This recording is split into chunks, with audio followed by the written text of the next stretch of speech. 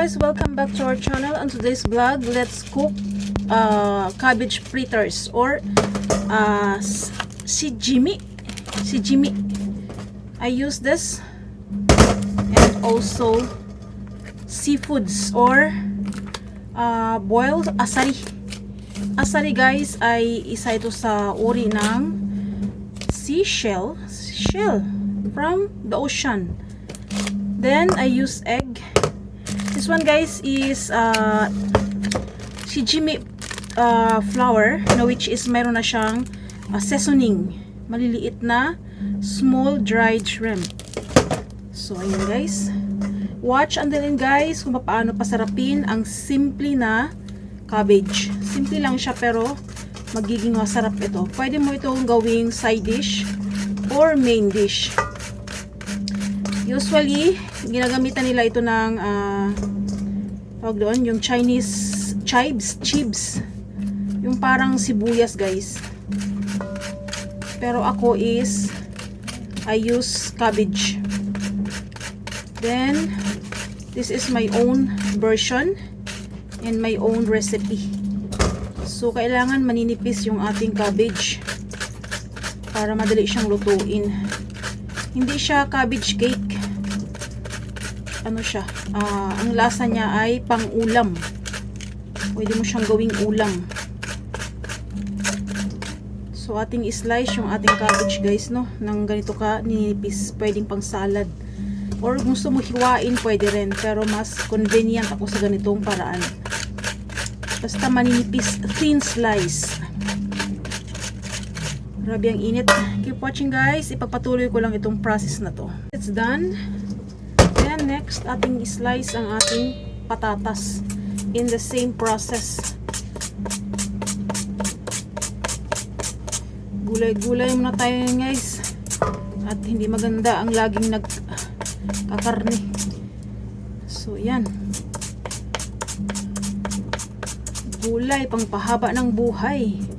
So ayan guys, ang news sa ating YPP or YouTube Partnership Program. Sa July 15 may bago na tayong sistema sa pag-monetize ng ating channel. Based sa aking nabasa ay ibalik nila ang system na 4K WH public watch hour and 1K subscribers. Sana nga tanggalin na ang short na 10 million views within 90 days kasi sobrang abala yun eh. Hindi naman tayo sikat, di ba?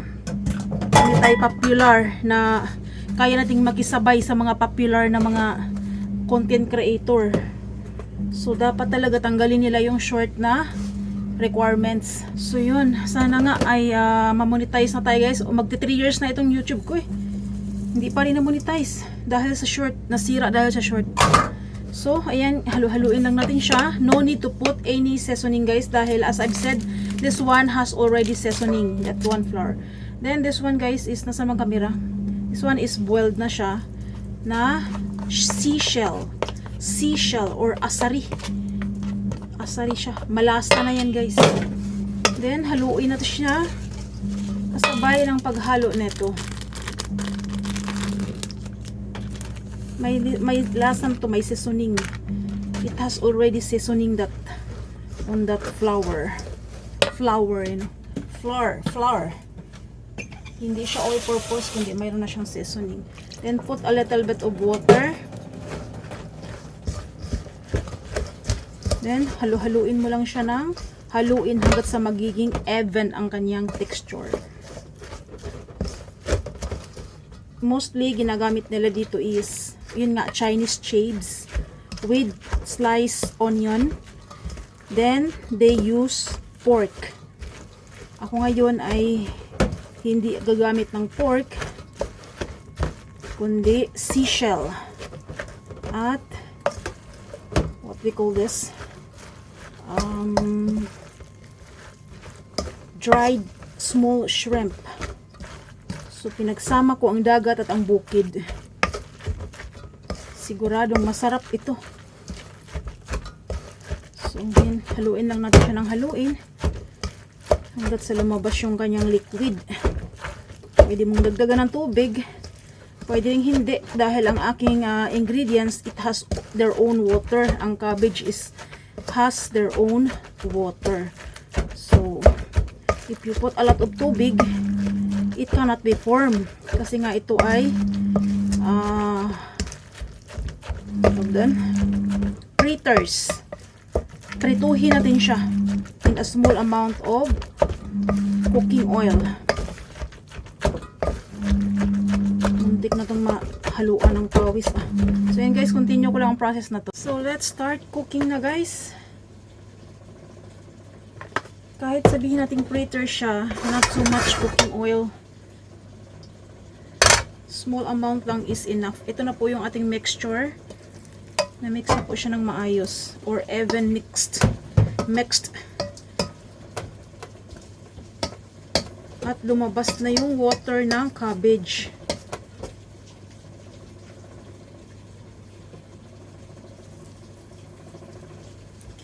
Pwede ito gawing ulam guys.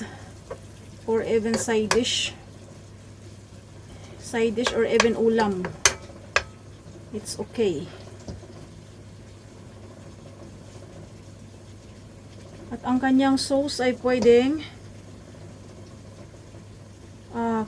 ketchup baga, mayonnaise or all-purpose na sauce. Or kahit na wala. It's okay. No problem.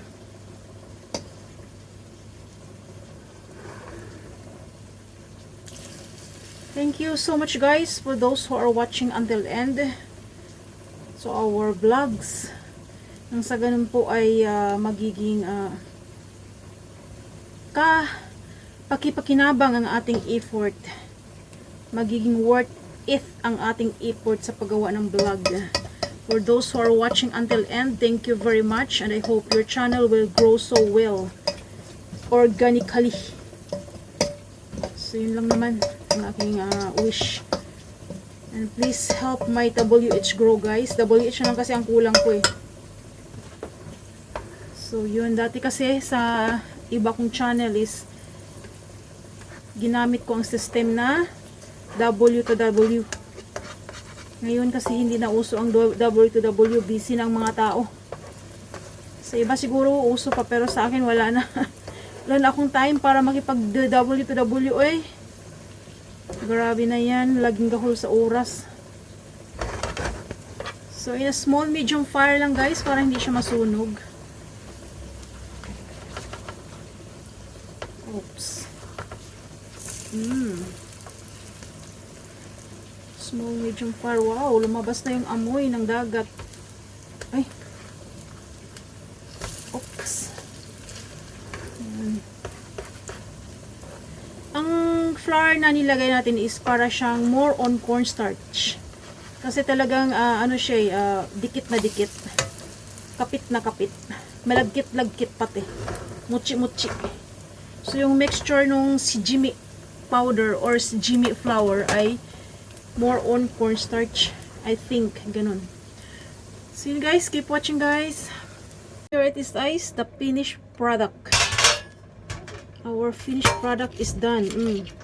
Crunchy and muchi-muchi. Yun ang kanyang texture.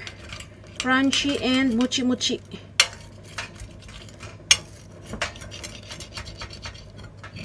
Then, you can put the seasoning that include seasoning or sauce. Or you can use or put your own sauce you want. Like mayonnaise,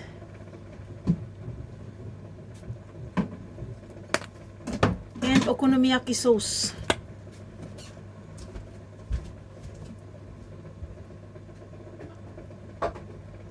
Or even nothing, it's okay because our mixture, it has their own taste.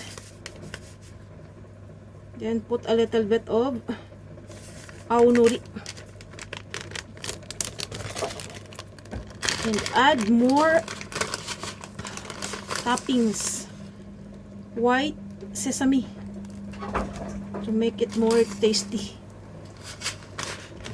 So this is our finished product, guys.